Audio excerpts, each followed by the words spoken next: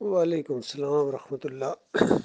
دیکھیے، جب سے محمد حنیف کا یہ کردار سامنے آیا ہے، ڈاکٹر عثمانی رحمۃ اللہ علیہ کی کیسٹیں زیادہ سننے کا موقع ملا ہے، اور ان کی وہ جو شخصیت ہے اس کے اوپر بھی غور و فکر کرنے کا کہ کس قدر یہ سمجھدار آدمی تھے، یقین کیجیے۔ ایک تو ڈاکٹر صاحب کہتے ہیں کہ دیکھو، امتحان پختگی کا ہے۔ یہ بڑی پتے کی بات ڈاکٹر صاحب نے بتائی۔ یہ صرف نہیں کہ تم نے عقیدہ کیا اختیار کیا ہے، اصل جو امتحان ہے نا، وہ ایک عقیدہ اختیار کرنے کے بعد اس میں تم کتنے پختہ ہو، اس کا امتحان ہے۔ آزمائش جب آئے گی تو پتہ چلے گا یا تو تم پختہ ہو یا پھر جھوٹے ہو، کچے ہو۔ جب کچے ہو تو پھر اس کے بعد ظاہری بات ہے شیطان تمہارے پر وار کرے گا۔ پختگی کا امتحان ہے۔ اور پھر یہ جو کل کلپ میں نے ڈالا ہے ڈاکٹر صاحب کو، اس کے اندر ڈاکٹر صاحب بڑا زور دے رہے ہیں کہ دیکھو، یہ نہیں ہے کہ تم نے بڑی توحید پھیلائی ہے، بڑا سب کچھ کیا ہے، آخری لمحے تک یہ آزمائش ہے، شیطان تمہارے اوپر وار کرے گا، اور اگر آخری حصے میں بھی زندگی کے آ کے تم نے ایمان کے معاملے میں کمزوری دکھائی تو اس کے بعد تمہاری خیر نہیں ہے۔ پھر ڈاکٹر صاحب نے وہ مثال دی جو قرآن کی مثال ہے کہ تمہارا حال اس بڑھیا کی طرح نہ ہو جس نے چرخہ کاتا اور آخر میں آ کے بالکل اینڈ پر آ کے اتنی محنت سے کاتا اور آخر میں آ کے بالکل غصے میں آ کے اس نے وہ سارا پھر روئی بنا دی، اس کا جو نا توڑ پھوڑ دیا۔ تو غصے میں آ گئے تھے اصل میں، محمد حنیف غصے میں آ گئے تھے جب ان کے اس نفس کے اوپر چوٹ پڑی نا۔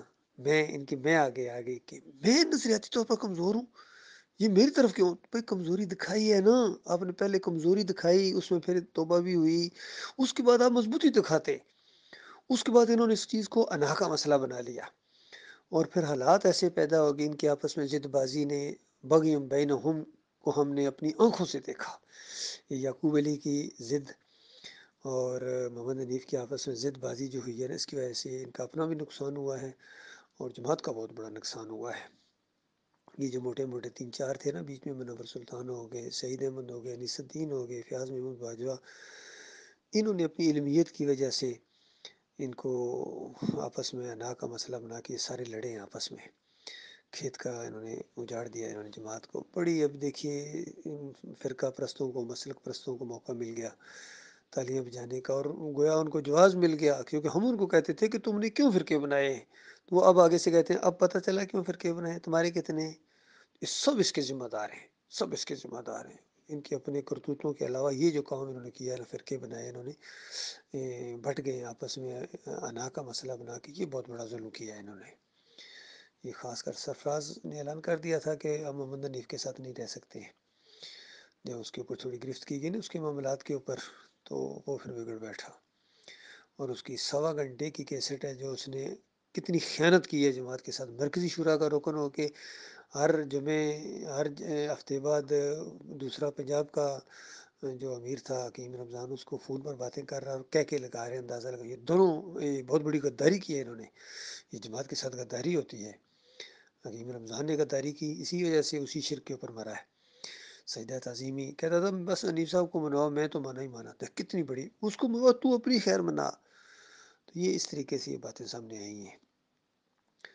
پھر ڈاکٹر عثمانی رحمۃ اللہ علیہ نے بہت زور دیا اس بات کے اوپر کہ دیکھو، اگر موقف تمہارا درست ہے، عقیدہ درست ہے، لیکن طریقہ تمہارا صحیح نہیں ہے، پھر بھی تمہیں کامیابی نہیں ملے گی۔ اس پر زور دیا ڈاکٹر صاحب نے۔ طریقہ چلے گا صحابہ کرام والا، نبی علیہ السلام اور صحابہ کرام والا طریقہ اختیار کرو گے تب تمہیں کامیابی ملے گی۔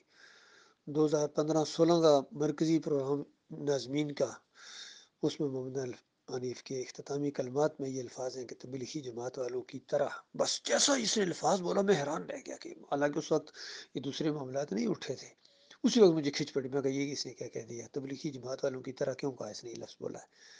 تو دیکھو طریقہ جب غلط ہوا تو معاملہ گڑبڑ ہو گیا۔ اور اس سے بڑی بات یہ عبداللہ عمر درانی اور یہ مرکزی شورا نے کہی ہے، انہوں نے دعا مانگی اللہ تعالیٰ سے کہ اللہ ہمیں محمد حنیف کے نقش قدم پر چلنے کی توفیق عطا فرما۔ لو جی، انہوں نے بھی صحابہ کا طریقہ چھوڑ دیا، نبی علیہ السلام اور صحابہ کرام کا طریقہ چھوڑ کے جب تم نے محمد حنیف کا طریقہ اختیار کیا ہے تو پھر ظاہر بات تمہیں کبھی کامیابی، ابھی تو خیر عقیدے میں خرابی ہے، یہ عقیدہ تم ٹھیک بھی کر لو اور محمد حنیف کا طریقہ اختیار کرو، کبھی کامیاب نہیں ہو سکتے ہو۔ اور ڈاکٹر عثمانی رحمۃ اللہ علیہ بہت زیادہ زور دیتے تھے کہ صحابہ اکرام کے طریقے کے مطابق چلو تب تمہاری کامیابی ہے. تو یہ ساری چیزیں ان کے اندر آ گئی ہیں. تو اب ظاہری بات ہے، ایک اور بات جس پر ڈاکٹر صاحب زور دیتے تھے، دیکھیے میں ساری باتیں وہ لا رہا ہوں تاکہ ہمارے بھائی ان پر غور کریں. یہ نچوڑ ہے یقین کو ڈاکٹر صاحب کی تقاریر کا. ڈاکٹر صاحب نے دو چیزیں بیان کی ہیں ایمان عقیدے کے اوپر قائم رہنے کے لیے، یعنی اس کے بغیر تم قائم نہیں رہ سکتے ہو. ایک یہ عقیدے کی پختگی، پھر وہی بات آ گئی کہ اپنے عقیدے میں جم جانا، یہ ایک تو لازمی چیز ہے. دوسری بات یہ ہے کہ اللہ کا ذکر کثرت کے ساتھ، سبحان اللہ، الحمد للہ، اللہ، یعنی ہر وقت زبان تر رہے اللہ کے ساتھ. جب تم اس طرح چمٹ جاؤ گے ایمان کے ساتھ تو مالک قدردان ہے، پھر وہ تمہاری لگزیوں کو کمزور کرے گا. کہیں تم اگر عقیدے کی خرابی میں بھی مبتلا ہو گئے یا اس طرح کا معاملہ ہو گیا، کوئی ایسی چیز میں پھنس گئے، شیطان نے پھنسا دیا، مالک تمہیں نکالے گا. اور یہ آیت کا مطلب ہے اللہ ولی الذین آمنوا یخرجہم من الظلمات الی النور، کہ اللہ تعالیٰ ولی ہے، دوست ہے، نگہبان ہے، ساتھی ہے، محافظ ہے اپنے بندوں کی عزت کا بھی. اور ان کو اگر کہیں کسی موقع پر پھنس جائیں تو پھر مالک ان کو نکالتا ہے. اور اسی لیے مومنوں کا یہ عقیدہ ہوتا ہے کہ مالک نے ہمیں یہ راہ دکھائی ہے، مالک نے ہمیں یہ راستہ دکھایا، ورنہ ہم اس طرف آنے والے نہیں تھے. اللہ تعالیٰ ان کو نکالتا ہے. اور جب انسان کے اندر شرک آتا ہے نا، پھر ہر چیز اس کی الٹی اس کی کھوپڑی الٹی ہو جاتی ہے. اس کا عقیدہ جب الٹا ہو جاتا ہے تو یہ روشنی سے خود نکل کر اندھیروں میں گئے. دیکھیے بالکل دن دہاڑے ان کے اوپر شیطان نے وار کیا، ان کو ہوش نہیں آ رہی ہے کہ دیکھو عقیدہ کس نے بدلی کیا ہے. پہلے تو تم روشنی میں تھے، تو جب تم نے اپنا عقیدہ بدلی کیا تو اندھیرے میں تو تم چلے گئے ہو. الٹا چور کوتوال کو ڈانٹے، انہوں نے مضمون لکھا، اس نے منور سلطان اور محمد حنیف نے مل کر. اور اس میں یہ مجھے کہہ رہے ہیں ارشد کرملائی کو کہ یہ کیا نام ہے، یہ روشنی سے اندھیروں میں چلا گیا ہے. دیکھیے الٹی بات انہوں نے کہہ دی، حالانکہ میں تو اسی عقیدے کے اوپر ہوں، میں تو ایک لمحے کے لیے پیچھے نہیں ہٹا ہوں، نہ ہی میں نے ہٹنا ہے انشاءاللہ. اور بلکہ میں تم کو کہہ رہا ہوں کہ اسی پر رہو. تو خود ہٹ گئے ہیں اور الٹا مجھے کہہ رہے ہیں جناب کہ یہ روشنی سے اندھیروں میں چلا گیا. یعنی اللہ کو سجدہ مان رہا تھا میں، اور میں اسی پر قائم ہوں. اللہ ہی کو سجدہ ہے، کسی اور کو نہیں. یوسف علیہ السلام کو سجدہ نہیں ہوا ہے، جب ابراہیم علیہ السلام کو سجدہ نہیں ہوا ہے، اسحاق علیہ السلام کو سجدہ نہیں ہوا ہے، اور محمد صلی اللہ علیہ وسلم کو سجدہ نہیں ہوا ہے، تو یوسف علیہ السلام کو سجدہ. شریعت جو ہوتی ہے، یہ شریعت کے اندر اختلاف ہوتا ہے، دین کے اندر اختلاف نہیں ہوتی، ایمان اور عقیدے کے اندر اختلاف نہیں ہوتا ہے. رکوع اللہ ہی کو رہے گا پورے انبیاء کا، سجدہ اللہ کو، گردن اللہ کے سامنے جھکی ہے، پکار اللہ کی لگی ہے، نظر و نیاز اللہ کی ہے، واسطہ وسیلہ اللہ کے ناموں کا. یہ نہیں بدلی ہو سکتا، یہ نہیں بدلی ہو سکتا. دیکھیے اگر کوئی بندہ خود اپنا عقیدہ رکھے کہ اللہ کو براہ راست پکارنا چاہیے، لیکن یہ جھوٹی روایت کے اوپر اس کا یہ عقیدہ بن جائے کہ آدم علیہ السلام نے نبی علیہ السلام کا واسطہ دیا تھا، حالانکہ خود نہیں دے رہا واسطہ وسیلہ، صرف اس واقعے کو جو جھوٹا واقعہ گڑھا ہے تبلیغی جماعت والوں نے اور دوسرے لوگوں نے، اس کو صرف سچا مان لے. تو بتاؤ کیا یہ مومن ہو سکتا ہے؟ آپ سب کہیں گے نہیں مومن ہو سکتا ہے. اس نے شرک کا الزام لگایا آدم علیہ السلام کے اوپر اور محمد صلی اللہ علیہ وسلم کے اوپر، کہ محمد صلی اللہ علیہ وسلم نے یہ بات بتائی ہے کہ آدم علیہ السلام کی توبہ اس طرح واسطے وسیلے سے قبول ہوئی تھی. دو نبیوں کے اوپر الزام ہے. تو اسی طریقے سے اگر کوئی خود سجدے کا قائل نہیں ہے، کیونکہ یہ زیادہ سے زیادہ یہی دلیل دیتے ہیں کہ کون سا محمد حنیف نے ہمیں کہا ہے کہ کسی اور کو سجدہ کرو، یا ہم کوئی درباروں کو سجدہ کرتے ہیں، کوئی نبیوں کو سجدہ مانتے ہیں. وہ بھائی تم نہیں کرتے ہو، لیکن جو وہ ایک سجدہ مانتے ہو نا کہ یعقوب علیہ السلام کے پورے خاندان نے یوسف علیہ السلام کو سجدہ کیا، یہ آپ نے الزام لگایا ہے دو پیغمبروں کے اوپر، اور قرآن کا انکار کیا ہے، اور پھر اللہ پر الزام لگایا کہ اللہ تعالیٰ نے یہ بتایا، اللہ نے حکم دیا تھا.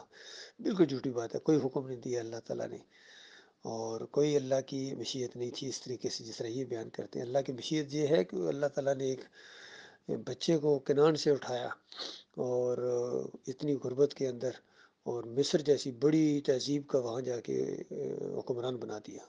یہ اللہ کی مشیت تھی. اور پھر وہاں توحید کا دورہ ہوا، پھر پورے خاندان بنی اسرائیل کو وہاں لے جایا گیا. تو اللہ تعالیٰ نے غیر محسوس طریقوں سے اپنا منصوبہ پایا تکمیل تک پہنچا دیا، اور اس کے اوپر پورا خاندان حیران ہو کے شکر گزاری کے طور پر رحمتوں اور برکتوں کی وجہ سے اللہ کے سامنے بے اختیار سجدے میں گر پڑا. بے اختیار جو سجدے میں ہوتا ہے یہ تو ہوتا ہی اللہ کے لیے. ہر انداز کے اوپر ان کو ہدایت مل سکتی ہے، لیکن نہیں، ادھر ان کا دھیان جا ہی نہیں رہا ہے، بے اختیار گر پڑے. محمد حنیف نے لکھا کہ بے اختیار یوسف علیہ السلام کے سامنے سجدے میں گر پڑے. یہ بہت بڑا انہوں نے ظلم کیا ہے، شرک کیا ہے انہوں نے، کہ دماغ کے اندر شرک تھا. یہ باہر آ گیا. تو اللہ تعالیٰ ایسے برے انجام سے اللہ تعالیٰ اپنی پناہ میں رکھے.